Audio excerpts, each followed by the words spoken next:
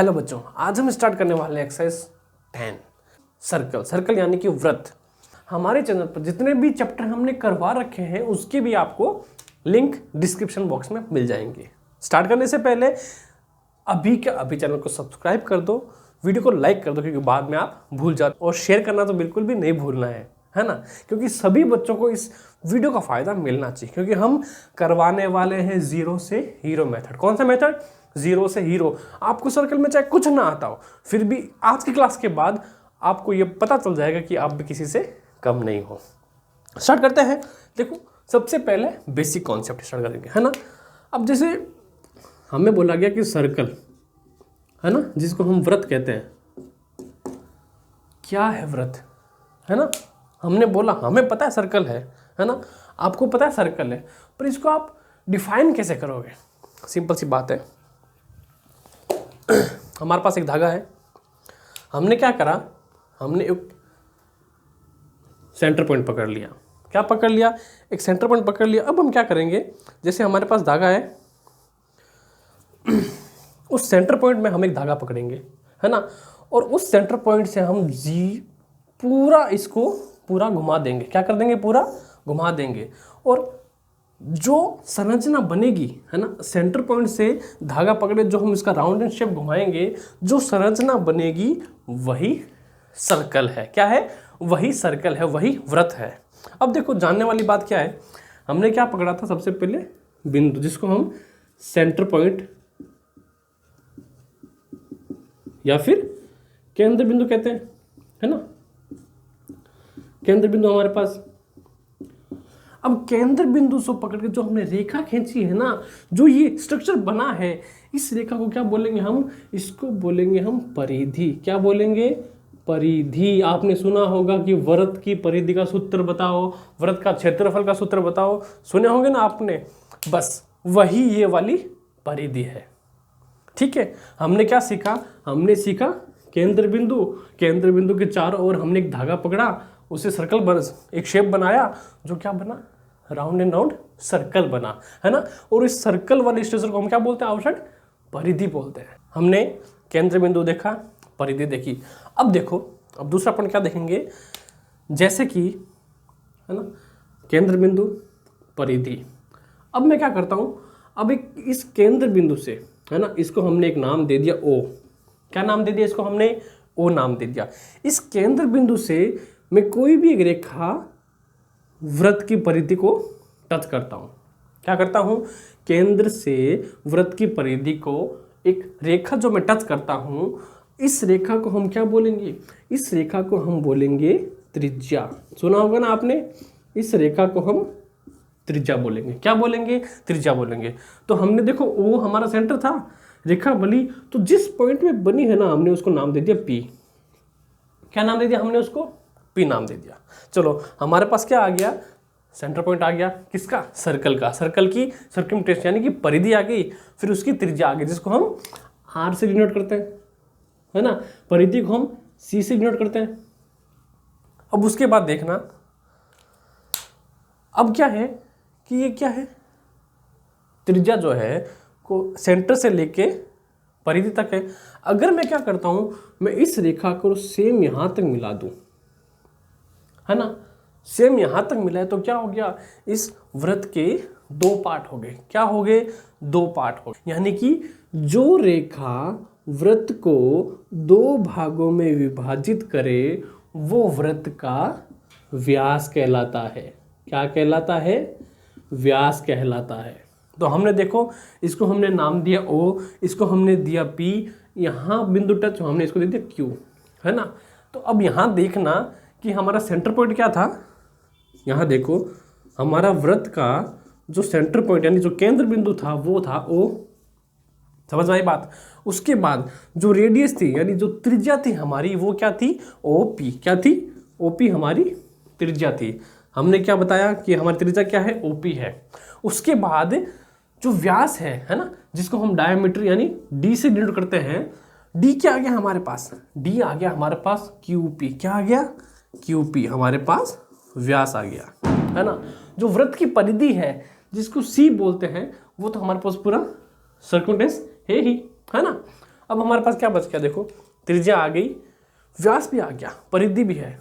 अब मैं क्या करता हूँ, मैंने किसी भी एक पॉइंट से रेखा खींची एक वृत्त को, जो क्या करती है, वृत्त को दो बिंदु पे काटती है। क्या करती है, वृत्त को दो बिंदु पे काटती है, पर वृत्त के दो बराबर हिस्से नहीं करती। ध्यान से सुनिएगा, मैंने क्या कहा कि मैंने एक वृत्त पर रेखा खींची जो वृत्त को दो जगह से काटती है पर उसको बराबर नहीं करती, वो क्या कहलाती है, इस वृत्त की जीवा कहलाती है। क्या कहलाती है, वृत्त की जीवा।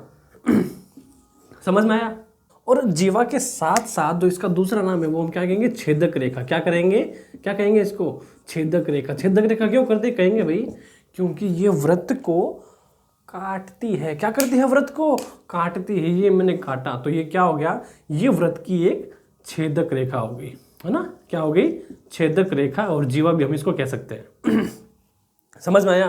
तो हमने अभी क्या सीखा, हमने सीखा वृत्त का सेंटर पॉइंट, वृत्त की त्रिज्या, वृत्त की परिधि, वृत्त का व्यास, वृत्त की जीवा या फिर छेदक रेखा, है ना। एक चीज और है, अब देखो क्या करता है, जैसे व्यास ने क्या किया, अपने व्यास ने वृत्त को दो हिस्सों में डिवाइड कर दिया, है ना। छेदक रेखा जीवा ने क्या किया कि वृत्त को काट दिया। अब मैं आपको कहूँ कि कोई रेखा है ना, कि कोई रेखा है जो वृत्त को काटती नहीं, बस सिर्फ छू के एक पॉइंट पे छू के निकल जाती है। क्या करती है, वृत्त को काटती नहीं, छू के फिर चली जाती है, तो वो क्या हो जाएगी, वो वृत्त की स्पर्श रेखा हो जाएगी। क्या हो जाएगी, स्पर्श रेखा हो जाएगी, है ना। आई होप कि आपको इतना समझ में आया होगा, है ना। अब यहीं से हम सर्कल के जो वृत्त के फॉर्मूले देखेंगे। अब देखो क्या होता है कि वृत्त की जो परिधि है, अब परिधि निकालने का फॉर्मूला क्या होता है, परिधि को डिनोट करते हैं हम सी से, तो क्या होगा, सी बराबर 2πr,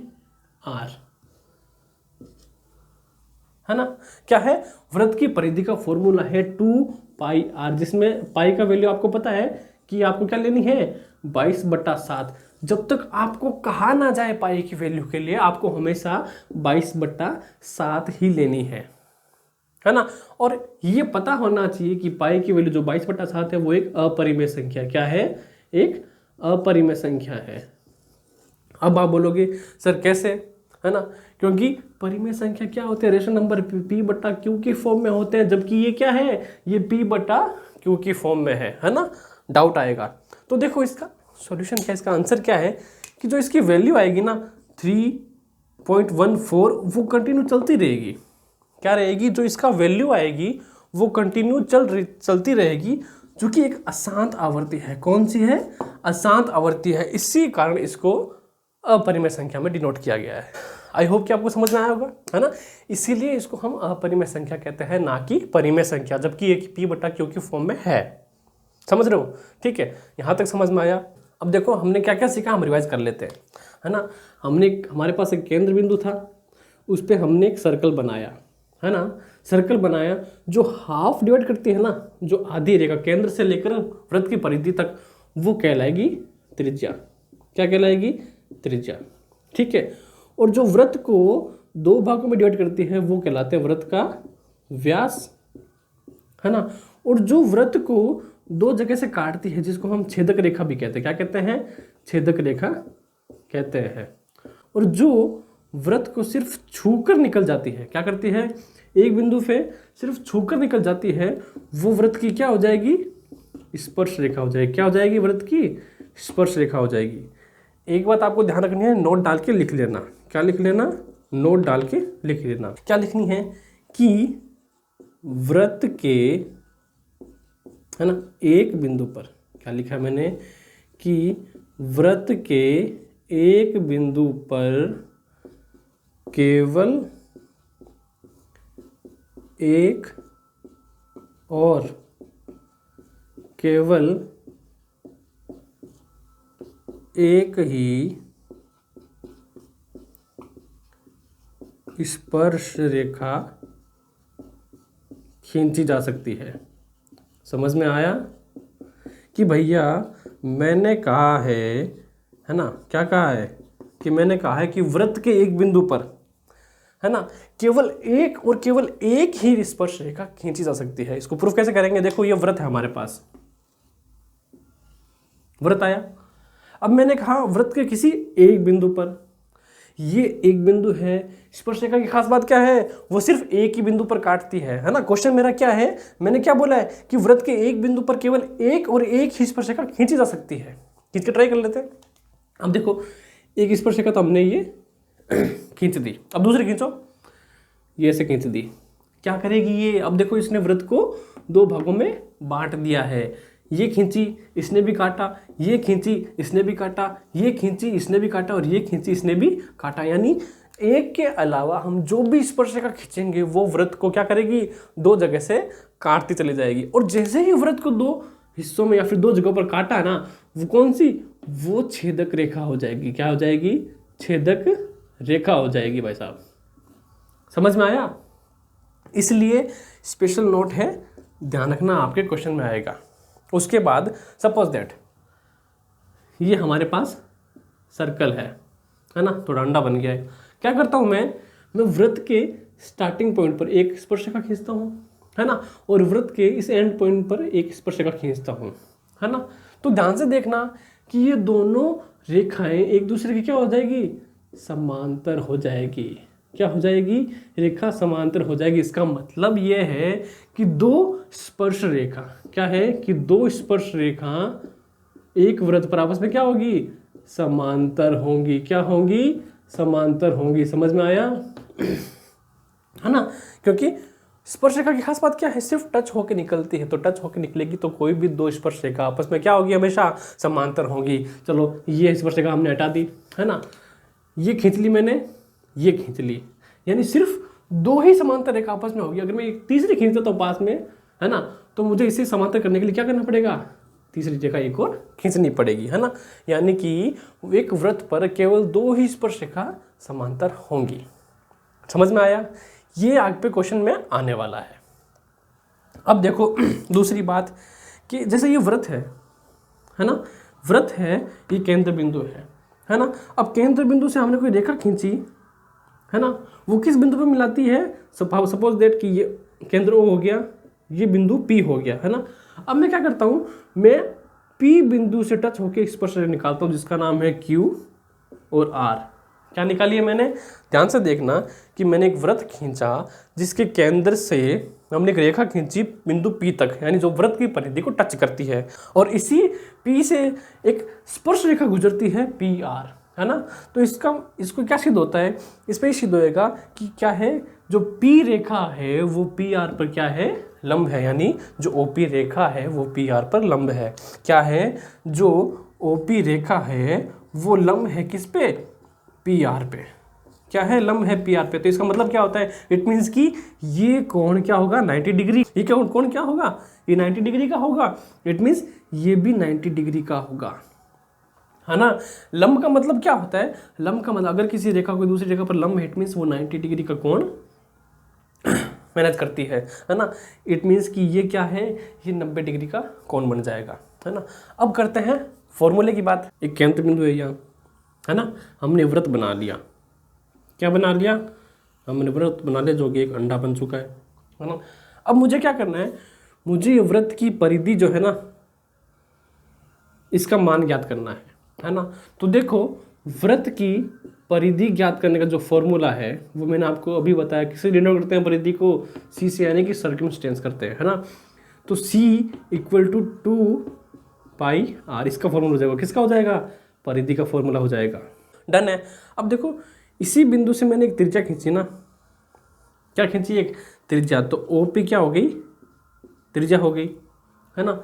और OP से एक रेखा खींची थी मैंने, ये इक्वल पूर्व, है ना, जो क्या करती है, जो वृत्त को दो भागों में डिवाइड करती है। तो रेखा कौन सी हो गई, Q और P, है ना। अब ध्यान से देखना कि, है ना, जो यहाँ तक त्रिज्या थी वही पूरी होकर क्या हो जाती है, व्यास हो जाती है। इट मीन्स मैं कह सकता हूँ कि जो त्रिज्या है ना, जो त्रिज्या है वो आधी है, किसकी आधी है, वो व्यास की आधी है। क्या है, व्यास की आधी है। समझ में आया। इट मीन्स अगर कि ये पूरी रेखा का मान मेरे पास 8 है तो मुझे त्रिज्या निकालने के लिए क्या करना पड़ेगा कि व्यास का मान कितना है, 8 है, √2 करा 4, यानी कि त्रिज्या मेरी ये 4 सेंटीमीटर है। समझ में आया। क्या मैं कह सकता हूँ ना कि त्रिज्या क्या है, व्यास की आधी है। तो यही मैं अगर बोलूँ कि व्यास का मान मुझे निकालना है, मेरे पास त्रिज्या है, तो क्या हो जाएगा 2 इंटू त्रिज्या, यानी क्या हो जाएगा व्यास त्रिज्या का 2 गुना, है ना। ये हमारे पास एक फॉर्मूला आ गया। इसको कैसे करेंगे, त्रिज्या को हम डिनोट करते हैं r से और व्यास करेंगे हम d से, तो d/2, है ना। हमें अगर r निकालनी है, r की वैल्यू निकालनी है, तो फॉर्मूला क्या हो जाएगा d/2, और यही हमें d की वैल्यू निकालनी है, तो क्या हो जाएगा फॉर्मूला 2 इंटू r। समझ में आया? बहुत बढ़िया। अब देखो ये सब तो हमने निकाल लिया। अब मुझे क्या करना है, मुझे वृत्त का क्षेत्रफल ज्ञात करना है। क्या करना है, मुझे इस पूरे वृत्त का क्षेत्रफल ज्ञात करना कि इसने कितना एरिया कवर करके रखा है। तो उसके लिए क्या हो जाएगा, तो देखो वृत्त का एरिया हमें ज्ञात करना है ना, क्षेत्रफल। क्षेत्रफल को डिनोट करते हैं a से, है ना। तो a का फॉर्मूला क्या हो जाएगा, a इक्वल टू πr³। क्या हो जाएगा πr³। ये आपके वृत्त का क्षेत्रफल आ गया, है ना। तो हमने अभी क्या देख लिया, हमने वृत्त का क्षेत्रफल देख लिया, परिधि देख ली, त्रिज्या देख लिया, व्यास देख लिया, और छेदक रेखा और स्पर्श रेखा भी हम देख चुके हैं। अब इसके बाद आपके लिए क्वेश्चन है ना। मेरा क्वेश्चन क्या है आपसे, सिंपल सा क्वेश्चन है कि देखो ये वृत्त है ना, वृत्त के बाहर कोई बिंदु है। क्या है, वृत्त के बाहर कोई बिंदु है। अब मुझे बताओ इस बिंदु से वृत्त पर कितनी स्पर्श रेखा खींची जा सकती है। क्वेश्चन ध्यान से सुनना मेरा, कि कोई बिंदु वृत्त के बाहर की तरफ है। कहाँ है, वृत्त के बाहर की तरफ है। तो मुझे ये बताओ कि इस बिंदु से वृत्त पर कितनी स्पर्श रेखाएं खींची जा सकती है। तो इसको देखो, इसका सिंपल सा उत्तर क्या है, स्पर्श रेखा। पहली ये गई स्पर्श करते हुए, दूसरी ये गई, ठीक है, इस मान लो स्पर्श कर लिया इसने, है ना। अब इसके अलावा देखो कि कोई स्पर्श रेखा होगी क्या, नहीं। इट मीन्स क्या है कि वृत्त के बाहरी बिंदु से, है ना, बाहरी बिंदु से वृत्त पर 2 स्पर्श रेखाएं खींची जा सकती है ना। लिखता हूं देखो, वृत्त के बाहरी बिंदु से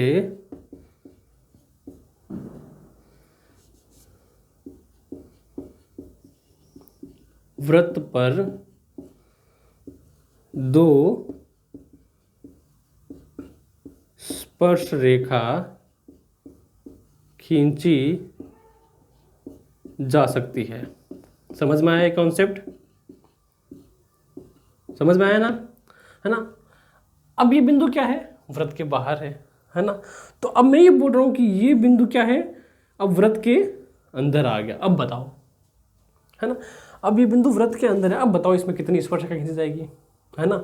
तो देखो स्पर्श रेखा क्या होती है, जो वृत्त को स्पर्श करती है ना। अब हम इस बिंदु से कोई भी स्पर्श खींचने की कोशिश करेंगे ना, तो क्या करेगी वो स्पर्श को काट देगी, है ना। इसका मतलब है कि वृत्त के अंदर वाले बिंदु से, क्या है, अंदर के बिंदु से एक भी स्पर्श रेखा नहीं खींची जा सकती। क्या करती, नहीं खींची जा सकती। समझ में आया? अब तक की वीडियो में आपने जो कुछ सीखा है ना, अब देखना मैं आपसे एक चीज पूछने वाला हूं। क्या आपको प्रमेय 10.1 का पता है क्या, है ना। जो प्रश्नावली है प्रमेय 10.1 दे रखी है ना। आपने अभी का अभी उस प्रमेय को सीख लिया है, पर आपको पता नहीं कि आपने सीखा है ना। क्या बोल रहा हूं मैं, आपने अभी का अभी इस प्रमेय को सीखा है, पर आपको नहीं पता ये प्रमेय है कि नहीं। मैंने आपसे क्या कहा था, जैसे कि सर्कल है ना। मैंने कहा था आपसे कि एक सर्कल है, उसका एक मध्य बिंदु है ना, जिसको केंद्र बिंदु कहते हैं, है ना। अगर केंद्र बिंदु से मैं वृत्त की परिधि पर रेखा खींचता हूं, हमें पता है क्या कहलाएगी, वो त्रिज्या कहलाएगी। तो केंद्र बिंदु हो गया O, त्रिज्या हो गई, जो बिंदु टच हुआ वो हो गई P, यानी हमारी त्रिज्या क्या हुई, जिसको हम R से डिनोट करते हैं, OP हो गई। बहुत बढ़िया। अब मैं क्या कह रहा हूं कि जो बिंदु है ना P, इस P बिंदु से एक स्पर्श रेखा निकलती है, जो क्या है, Q और R है। क्या बोला मैंने कहा कि जो P बिंदु है ना, उसी बिंदु से एक स्पर्श रेखा गुजरती है, जिसका नाम है Q और R। अब मुद्दा यह है कि अब OP क्या होगा। सीधी सी बात है कि OP क्या होगा, जो OP है ना, वो लंब होगा किस पर, QR पर। समझ में आया? क्या होगा? OP लंब होगा QR पर। ये बस यही हमारी प्रमेय 10.1 है। समझ में आया? प्रमेय का तात्पर्य ये है कि इसमें आपको सिद्ध किया है कि जो OP है वो लंब होगा QR पर। क्या होगा? एक लंब होगा QR पर। तो लंब होगा, इसका मतलब क्या है? जो हमारा एंगल है OPR वो हो जाएगा 90 डिग्री का। साथ ही साथ O एंगल है हमारा OP और Q वो भी हमारा हो जाएगा 90 डिग्री का। क्या हो जाएगा? 90 डिग्री। जो लंब है उसका मतलब क्या होता है कि ये 90 डिग्री का कोण प्रेफर करती है ना? ये हुआ OP, ये Q और R। बस यही हमारी प्रमेय 10.1 है ना? आपने सीखी ना? आपने सिंपल से मेथड में आपने पूरी की पूरी प्रमेय एक बार में सीख लिया। तो कैसा लगा आपको मेरा कॉन्सेप्ट? कमेंट करके ज़रूर बताएं। और हाँ, कुछ चीज़ें समझ में ना आए तो वीडियो को दोबारा देख लेना, आपको समझ में आ जाएगी, क्योंकि ये कॉन्सेप्ट पूरा 0 लेवल से हमने स्टार्ट। तो देखो फर्स्ट क्वेश्चन क्या कह रहा है हमारा, क्या एक वृत्त की कितनी स्पर्शरेखाएं हो सकती है? हमसे पूछा है। तो देखो है ना, बच्चे को पता है कि ये एक वृत्त है। क्या है? ये एक वृत्त है। लग तो नहीं रहा पर है ना? एक वृत्त पे हमने क्या किया? एक बिंदु है ना? एक बिंदु है, हमने स्पर्शिका खींची, फिर बिंदु बनाया, ये स्पर्शिका खींची, फिर बिंदु बनाया, स्पर्शिका खींची। अब ध्यान देना, इसमें क्या बोला है कि एक वृत्त की कितनी स्पर्शिकाएं हो सकती है ना? इसमें ये नहीं बोला कि एक वृत्त के एक बिंदु पर कितनी स्पर्शिका हो सकती है ना?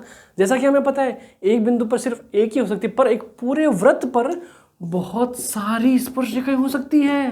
क्या हो सकती है? बहुत सारी। तो इसका उत्तर क्या आ जाएगा? अनंत, है ना? क्या हो जाएगा इसका आंसर हो जाएगा कि एक वृत्त की अनंत स्पर्शरेखाएं हो सकती है ना? आपकी क्षमता होनी चाहिए बनाने की। बना के ट्राई करके देखना जरूर, बहुत मजा आने वाला है। नेक्स्ट क्वेश्चन क्या है कि रिक्त स्थानों की पूर्ति करें। पहला क्वेश्चन क्या दे रखा है कि किसी वृत्त की स्पर्श रेखा उसी डैश बिंदुओं पर प्रतिच्छेद करती है। क्या करती है? वृत्त की स्पर्श रेखा की बात हो रही है। किसकी? स्पर्श रेखा की। तो स्पर्श रेखा क्या करेगी भाई साहब? वृत्त को छू के चली जाती है। तो आपको पता है कि एक बिंदु पर सिर्फ एक ही वृत्त रेखा स्पर्श होगी। तो क्या बोला? किसी वृत्त की स्पर्श रेखा उसे डैश बिंदु पर प्रतिच्छेद करती है। तो एक वृत्त, एक स्पर्श रेखा उसे सिर्फ एक ही बिंदु पर प्रतिच्छेद करेगी। यहाँ स्पर्श रेखा की बात हो रही है, अगर छेदक रेखा की बात होती तो वहां 2 आता। वही देखो अगले प्रश्न पर हमसे पूछ लिया गया है कि वृत्त को 2 बिंदुओं पर, कितने बिंदुओं पर? वृत्त को 2 बिंदुओं पर प्रतिच्छेद करने यानी काटने वाली रेखा को क्या कहते हैं? हम कहते हैं छेदक रेखा। क्या कहते हैं? छेदक रेखा हम कहते हैं उसको, है ना? इजी है, बहुत इजी है। थर्ड क्या बोल रहे हैं कि एक वृत्त की डैश समांतर स्पर्श रेखा हो सकती है। क्या बोला है? एक वृत्त की डैश समांतर स्पर्श रेखा हो सकती है। पिछले वीडियो में मैंने आपको बताया था कि जैसे ये सर्कल है ना, मैं क्या करता हूँ कि इस बिंदु पर एक स्पर्श रेखा खींचता हूँ, तो इस बिंदु पर एक स्पर्श रेखा कहता हूँ, तो मात्र 2 ही समांतर, है ना, वो क्या होगी? एक दूसरे के समांतर होगी, और मात्र 2 ही स्पर्श रेखा एक दूसरे के समांतर होगी। तो क्या है कि एक वृत्त की 2 समांतर स्पर्श रेखाएं हो सकती है, 2 से ज़्यादा नहीं होंगी। तो होगी तो वो अलग डायरेक्शन में होगी। ठीक है। दूसरा है, लास्ट क्वेश्चन है फिलिप का कि वृत्त तथा उसकी स्पर्श रेखा, है ना? क्या बोल रहा है कि वृत्त, ये रहा वृत्त, और उसकी स्पर्श रेखा उसके उभयनिष्ठ। देखो उभयनिष्ठ का मतलब क्या होता है? दोनों तरफ। आपने साइंस में पढ़ा होगा उभयचर, है ना? उभयचर वो जो पानी में भी रह सके और धरती में भी रह सके, है ना? तो उभयनिष्ठ बिंदु यानी जो स्पर्श रेखा को भी टच करता हो, साथ ही साथ इसके त्रिज्या का भी बिंदु हो। तो इस बिंदु क्या बोलते हैं? हमें पता है, हमें स्पर्श बिंदु कहते हैं। क्या कहते हैं? हम स्पर्श बिंदु कहते हैं। समझ में आया? ठीक है, बहुत बढ़िया। समझ में आ रहा है वीडियो? तो वीडियो को लाइक करो, दोस्तों के साथ शेयर करो, चैनल को सब्सक्राइब करना बिल्कुल नहीं भूलना। चलिए करते हैं नेक्स्ट क्वेश्चन। क्वेश्चन नंबर 3 हमसे क्या कह रहे हैं कि 5 सेंटीमीटर त्रिज्या वाले एक वृत्त के बिंदु P पर, कौन से बिंदु P पर स्पर्श रेखा PQ केंद्र O से जाने वाली एक रेखा से, क्या बोला इसने कि 5 सेंटीमीटर त्रिज्या वाले, है ना? जैसे जैसे ये बोल रहा है वैसे हम ड्रॉ कर लेते हैं। त्रिज्या कितनी बताई है? 5 सेंटीमीटर। तो देखो ये सर्कल है, उसकी त्रिज्या मैंने बनाई ये 5 सेंटीमीटर है ना। तो इसके वृत्त बना लिया, होगी 5 सेंटीमीटर है ना। वृत्त बिंदु पर अब क्या बोल रहे हैं, बिंदु P पर स्पर्श रेखा PQ क्या है कि ये बिंदु हो गया, बिंदु P पर स्पर्श रेखा PQ केंद्र O से जाने वाली, केंद्र क्या है O का नाम दे दिया। बिंदु P यानी कि जहाँ पे स्पर्श बिंदु टच हो रहा है वो हो जाएगा P, और रेखा PQ, P या स्पर्श रेखा होगी Q। यही बोला है इसने बोला है 5 सेंटीमीटर त्रिज्या, हमने 5 सेंटीमीटर त्रिज्या ले ली, ठीक है। फिर वृत्त के बिंदु P पर स्पर्श रेखा PQ जाती है कहाँ से, केंद्र O से जाने वाली एक रेखा से बिंदु Q पर इस प्रकार मिलती है ना। बिंदु O से एक रेखा जा रही है ना, ये रेखा जा रही है बिंदु O से बिंदु Q पर, इस प्रकार मिलती है कि क्या है OQ, यानी OQ टेढ़ी होगी थोड़ी है ना, कोई ना। जो OQ है वो कितना है, वो है 12 सेंटीमीटर। तो हमें PQ की लंबाई यानी जो P और Q रेखा हमें दे रखी है ना, उसकी लंबाई हमें ज्ञात करनी है, ठीक है। ऑप्शन है 12 सेंटीमीटर, 13 सेंटीमीटर, 8.5 सेंटीमीटर यानी 119 सेंटीमीटर। अब देखो सबसे पहले कुछ नहीं करना, सिंपल सी बात है, हल लिखेंगे है ना। हल लिखने से हल आता है। क्या बोल रहे हैं कि ये देखो, सबसे पहले देखना ये क्या बन रहा है, क्या बन रहा है, एक त्रिभुज बन रहा है ना। त्रिभुज बन रहा है, क्या है, PQ पर एक लंब है O है ना। तो देखो सीधी सी बात है, प्रमेय जो हमने पिछले वीडियो में सीखी थी कि प्रमेय 10.1 के अनुसार क्या है, OP जो है ना वो लंब है, किस पर है, PQ पर, क्या है, PQ पर लंब है। तो क्या होगा, एंगल OPQ, क्या है, एंगल OPQ बराबर क्या होगा, 90 डिग्री होगा। क्या होगा, 90 डिग्री। तो देखो ये 90 डिग्री हो गया, तो जैसे ही ये 90 डिग्री प्रूफ होगा तो क्या हो जाएगा, ये एक समकोण त्रिभुज हो जाएगा। क्या हो जाएगा, ये एक समकोण त्रिभुज हो जाएगा। और समकोण त्रिभुज की खास बात क्या है कि पाइथागोरस प्रमेय कहती है, क्या कहती है कि पाइथागोरस प्रमेय है, पाइथागोरस प्रमेय के अनुसार। देखो वो प्रमेय सीधा से ये बात कहती है कि यदि कोई समकोण त्रिभुज है ना, यदि कोई समकोण त्रिभुज है तो उसके पास क्या दे रखा है, ये माना हो, ये कर्ण हो गई, ये समकोण त्रिभुज का आधार हो गया और ये उसका लंब हो गया, है ना। अब पाइथागोरस प्रमेय क्या बोल रही है कि यदि समकोण त्रिभुज है तो उसके कर्ण का स्क्वायर बराबर होगा उसके आधार स्क्वायर, है ना। क्या होगा, आधार के स्क्वायर प्लस लंब के स्क्वायर के बराबर। ध्यान से सुनना कि पाइथागोरस प्रमेय बोल रही है कि जो कर्ण होगा समकोण त्रिभुज का, उस कर्ण का स्क्वायर बराबर होगा आधार स्क्वायर प्लस लंब स्क्वायर के। इसको सॉल्व करेंगे।